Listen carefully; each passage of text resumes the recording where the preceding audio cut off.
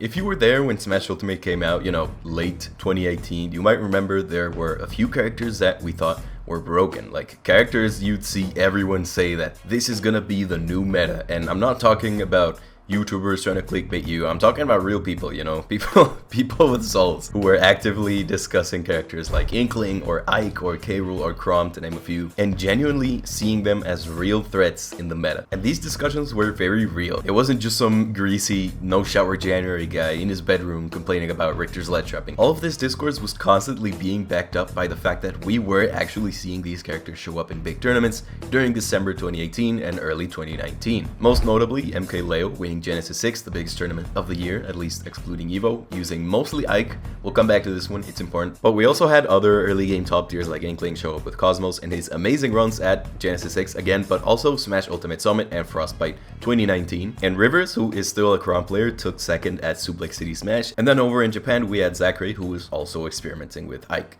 He doesn't play him anymore, but he did at some point, and that was cool. The ranking, the tier list of fighters in fighting games changing dramatically over time is a completely normal thing that happens always as time goes on, and Ultimate was no different. As patch notes kept releasing and players continued to try out different characters, this exploration phase meant that some characters finally got a chance to shine later on, while others would be left in the past. This game has had a bunch of different character fall-offs and fall-ons that would be interesting to talk about. We all thought Game & Watch sucked back then, for example, but I think the most drastic tier shift of all was Ike. The man went from being seen as an overall respectable call-out heavy swordie, even with some nice tournament results to back him up, to a contender for the worst sword character in the game, an absolute bottom tier. That's what people say, alright? I'm not saying I agree, but that's what people are saying. And he doesn't have a lot of representation either. The closest Ike gets to this level of representation in 2025 is Tora, an insanely talented player from Japan. I love watching her play, go check her games out, but unfortunately it is very unlikely Ike's glory will return to even a quarter of what it was in early game Ultimate. Or is the... Nah, I'm kidding. I don't know. Probably not. And also the Switch 2 got announced a little while ago. Who's gonna change their mains at this point, right? But, let's talk about him anyway. Let's talk... His fate might be sealed, but let's talk about him anyway, alright? Hear me out.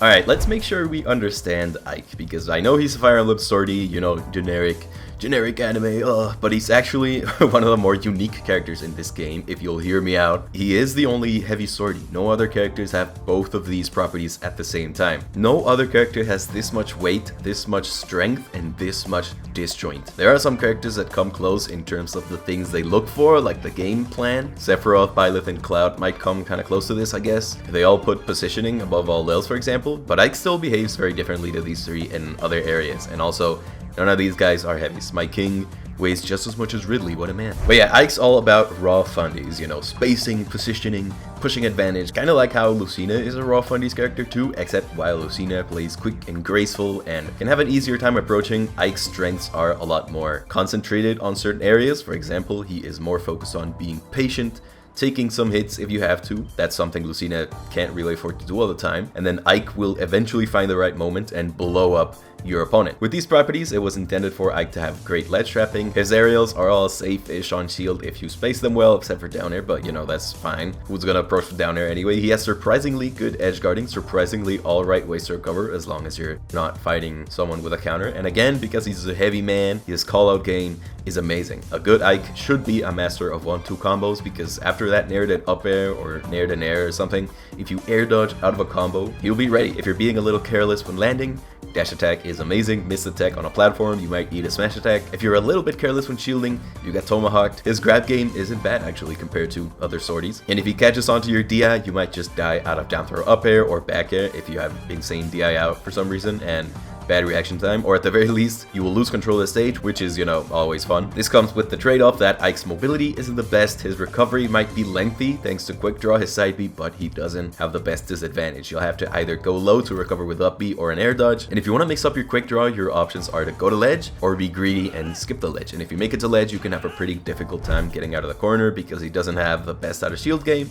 or the best get off me moves. You get the pattern, right? Amazing advantage state, kind of depressing disadvantage state. Not, bottom tier disadvantage state, but it's not a good one. That's Ike. So these are Ike's strengths, these are Ike's weaknesses. Makes sense, no questions, cool. Alright, let's actually get into the meat of the video now. Why did he fall off? What happened? What happened to the man? What happened to Mr. Shit? Alright, so let's look at the timeline. It starts with MKLeo, of course, the GOAT, who you could credit with Ike's initial success. He won the first Ultimate Super Major, Genesis 6, using Ike and Lucina. And for the first time in this channel's history, let's not talk about Lucina right now. Leo played patient, like we talked about earlier. He took hits, he lost some stocks, but when he got in, he got in. In the end, he played against Void's Pichu in Grand Finals as Lucina, because Ike against Pichu sounds like a horrendous matchup for Leo. Makes sense. Remember the bad get off me moves? He kind of has a hard time swatting flies away, and Pichu is really quick. But still, almost all of this tournament was played with Ike. And you know why I think this is super interesting? You know why I'm even talking about this in the video? Well, this tournament, only 55 days into Ultimate, was where Ike peaked. To this day, there has been no other Ike player who's gotten top 8 at a major. There's been a bunch of characters who haven't won any either, that's normal, but winning one less than 2 months into the game's release and then disappearing into the bottom of the tier list is a little weird, right? There are other players with great results too. Let's not ignore Ryuga, who did a great job piloting Ike after Leo dropped him for Joker. Yez, a now retired Ike, who gave us some of Ike's best results and the closest he's been to a top 8 since Leo. But he's in the military now, so he doesn't play anymore. I don't know if that's the exact reason he retired, but it checks out that a Ike player would end up in the military. And finally, let's not forget about Tora. You can't make an Ike video in this day and age without mentioning Tora. She's been making waves with Ike. I love watching Tora play. I think it's only a matter of time until she starts getting more eyes on her, but unfortunately, we haven't seen any top 8s in a major from her, but she has taken on top players like Gact, Tora Migia, and Rizeyasu, and that shit cannot be ignored. She's cool. Alright, it makes sense that at the start of the game's release, we see a lot of easy to pick up characters. We used to see a lot of well-rounded, mostly simple, mostly honest fighters like Lucina, Ike, Palutena, and Wolf early on into Ultimate. A little combo action too, like with Pichu and Peach, but they didn't dominate usage just yet. I guess because it's the start of the game right now, people haven't had enough time to fully master the very technical fighters yet. For example, do you think Mute Ace would have been able to do this combo against the best player in the world right now only a couple months after the game had come out? This game, Cloud of course no exception. Backer though coming out right here. What is this? Is this Mute Ace? Is he alive? Did he just win? Mute Ace takes it over. I mean, maybe if he knew about it, I guess he would have practiced it. But these developments, these combo routes are a result of the Peach player community taking their time, taking their years to lab out the character and practice it and discover new tech and stuff. Whereas the Ike community, I mean, what advancements have they made recently? I want to know. Technical characters had a slower start, but because there's more to them and because people are really talented and work really hard to perfect their mains, eventually the characters that took longer to master are gonna catch up to the simple all-rounders who've been good from the start, and because of their higher skill ceiling, they will only keep improving and discovering new things. Some stuck around. Roy and Palu, for example, are still among the top 10 most played characters in 2024 because they're that good, but combo demons like Falco, Kazuya, and Luigi, and characters that make you want to rip your hair out like Game & Watch, Sonic, and Steve, and overall really hard to master fighters like Joker or Snake. As much as I hate grenades, I have to admit, Snake does take a lot of patience to learn, but you know what I mean, right? Do these examples make sense? And some of these examples are new, by the way. This phenomenon is still happening, alright? Game & Watch only started his infamy until after the pandemic, or kind of during the pandemic. And Luigi and Falco have never been this popular until now. And Steve is taking over little by little, but let's skip him for now. You get the point. So that's one of the reasons Ike fell off. The meta just caught up to him. I don't think he's bad. I don't think this game has any bad characters, but some are definitely better than others, and some have more tech than others, and people eventually just started dropping in for other fighters. If you want to get technical, if you want to be a technical fighter, you will most likely drop Ike. And if you want to keep being a fundies guy, you have Aegis, makes sense. You can play as Mithra and switch to Pyra whenever you have stage control and win. You're basically Ike with a cheat code. You can play Cloud and sacrifice some kill power for better movement. You can be like me and switch to Byleth if you want to wear fishnets. I could go on. Ike has things he does great, but as new characters come out and get their turn on the spotlight, it was pretty natural for him to lose a ton of representation and discourage people interested in trying something new from trying him out to begin with. Ike has some surprisingly good matchups against current top tiers. I'll get to those in a couple minutes, but remember when I said Ike has a miserable time getting out of disadvantage, his lame out of shield game, risky recovery options, lack of consistently good get off me moves? Well, that does not pair well when the meta right now consists of characters with insane punish games. He might have good defenses with his aerials, it can be a little hard to get in sometimes, but once you know the matchup, once you know how to anti-air or move around so he messes up his spacing, it feels like you don't even have to be playing a super fast character in order to properly weave in and out of his range. Even characters like Game & Watch and Steve that aren't speed demons can find ways to force Ike to make mistakes and get their damage in. Ike was already a character that demanded patience back in the early game when people were figuring out which character worked best for them, and now that that the meta has shifted and patience is the optimal way to play for everyone, he has to be twice as careful. Ike used to rely on opponents being reckless, overextending, losing their patience, but offline, if you're a competitor, the meta isn't like that anymore. Not to say everyone is campy and lame now, because that's not true. We have a ton of cool and hype players and characters, and it's not like nobody approaches anymore. That's not the case. What I mean is people just don't overextend like they used to at a high level. A lot of players have been at this for over half a decade. As time goes on, you're gonna start improving and you'll stop making the same mistakes you made back then. Unless, you know, you're out on Elite Smash, then in that case, Ike down tilt into a smash attack is basically a true combo. But out in the real world, right? There's a reason you don't see Roy players go for jab forward smashes as much anymore. Remember that? Remember when people used to fall for that?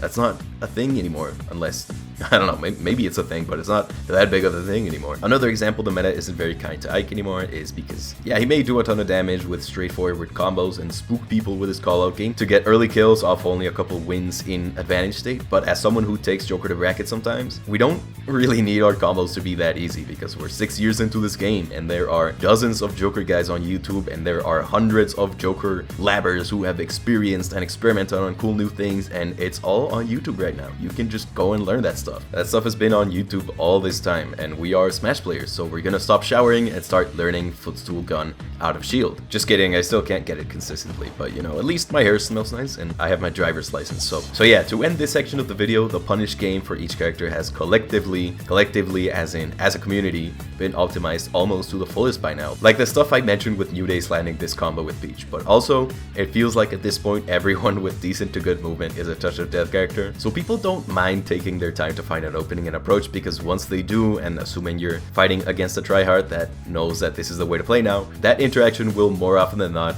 be enough to stop Ike in his tracks. And then if you're Ike and someone doesn't want to approach you, what are you gonna do? Rush them down? No, they're just gonna wait for you to make a mistake, or they're gonna bait you into doing something, and then they're gonna step in and you're dead. Alright, it's time, alright? Hot take alert.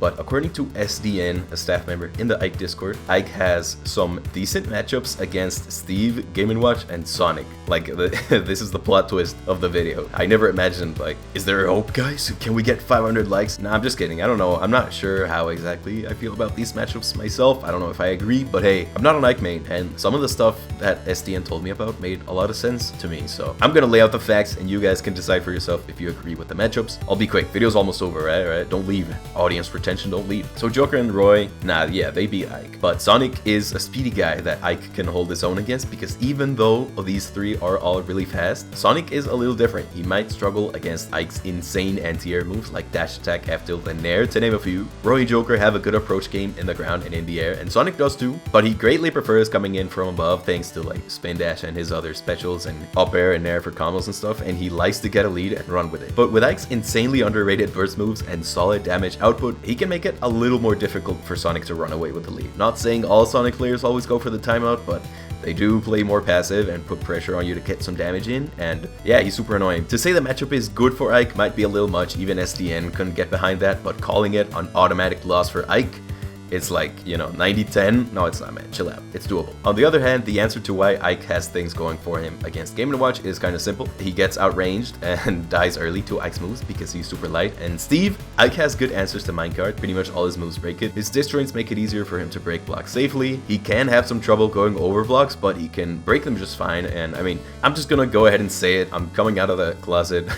I don't think Ike is a bad character. I think he's good, and having him this low really highlights the issue with tier lists, which, I mean, I'm not gonna complain because I can't really think of a way to fix it anyway, but there's an issue with it, and it's, if you don't see a character being properly represented, you'll just assume they suck. Like, what the hell is Mewtwo doing in D tier? Like, I don't think Mewtwo's broken or anything, nothing like that. It's not like a salty thing, like, Mewtwo's broken. No, Mewtwo's fine, but D tier?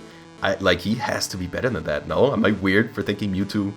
Like, what is he doing here? Yeah, so I don't know exactly how to end this video, but I think Ike is a lot better than the 13th worst character in Ultimate. I think that's insane. I'm not someone who really pays a lot of attention to tier lists, but I wish more people would give him a shot. I don't think he's amazing either, but he's good and he's super fun to play. And the stuff I said earlier about how the meta doesn't promote an Ike playstyle before, I believe that 100%, you know, not to backtrack or anything, but at the same time, I could be wrong. I hope I'm wrong. I'm about to say something childishly optimistic here, but I don't care. Tora is carrying Ike's representation right now, but she isn't that popular yet. What if she keeps climbing the ladder and we start seeing her more in the future and she inspires people to pick Ike up the same way Neo and Shattuck proved how good Corrin was in early 2024? Can we do the Corrin thing but for Ike this year? Maybe? The year of Ike, and maybe we learn that Ike can have a spot in the meta, and we just couldn't see it, myself included, because, I mean, monkey see, monkey do, right?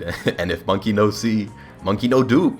Alright, that was kind of a weird ending. I made it sound like Ike is some sort of victim of oppression or a civilization lost to time or whatever. Sorry if I gave off a weird vibe, but I don't know. Ike is cool, and I want to see him more. That's the video. That's all this video is. I just like Ike. You guys know I like swordies, alright?